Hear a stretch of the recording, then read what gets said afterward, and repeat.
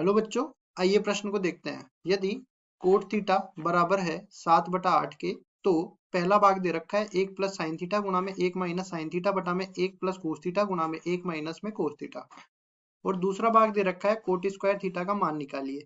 प्रश्न को हल करने से पहले इसकी मुख्य अवधारणा के बारे में चर्चा कर लेते हैं। तो यहाँ पे हम लोग देखने वाले हैं मुख्य अवधारणा। यहाँ पे हम लोग कुछ सूत्रों के बारे में बताएंगे जो सवाल को हल करने में आसान बना देंगे। सबसे पहला, हम लोग जानते हैं कि कोट थीटा जो है ये साइन और कोस में बदलेंगे तो कोस थीटा बटा में साइन थीटा के बराबर मिल जाएगा। दूसरी, हम लोग एक सर्वसमीका जानते हैं किसके बराबर होती है, साइन स्क्वायर थीटा प्लस में कोस स्क्वायर थीटा, ये बराबर होता है 1 के।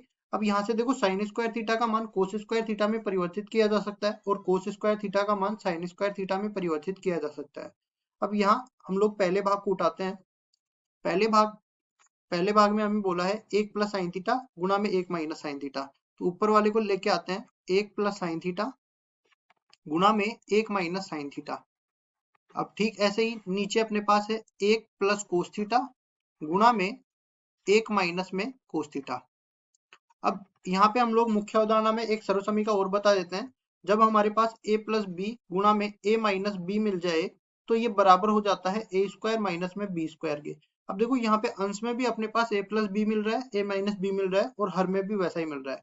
तो इस पूरे को हम लोग लिख सकते हैं 1 माइनस में, देखो 1 का वर्ग 1 के बराबर, और साइन स्क्वायर थीटा यहाँ पे ऊपर मिल ही जाएगा, और नीचे की तरफ अपने को मिल जाएगा 1 माइनस में कोस स्क्वायर थीटा।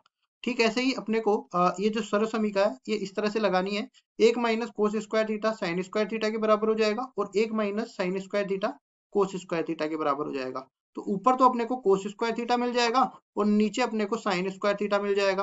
कुल मिला के इस पूरे को हम लोग लिख सकते हैं कोस थीटा बटा में साइन थीटा, इस पूरे का वर्ग।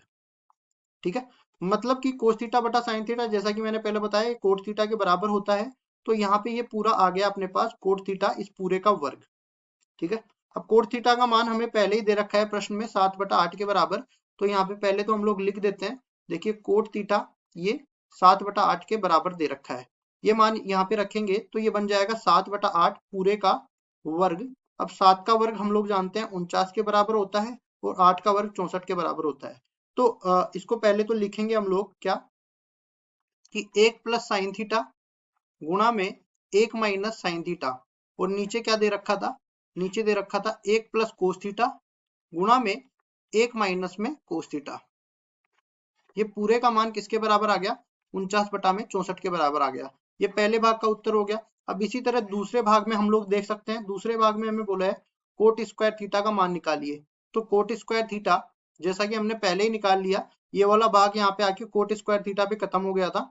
तो कोट स्क्वायर थीटा का मान 49/64 हमने निकाल लिया। तो हम लोग कह सकते हैं कि इस पूरे का भी उत्तर 49/64 हो जाएगा। इस तरह से दोनों भागों का उत्तर हमने निकाल के बता दिया। आशा करता हूँ ये सवाल आपको समझ में आया होगा। धन्यवाद।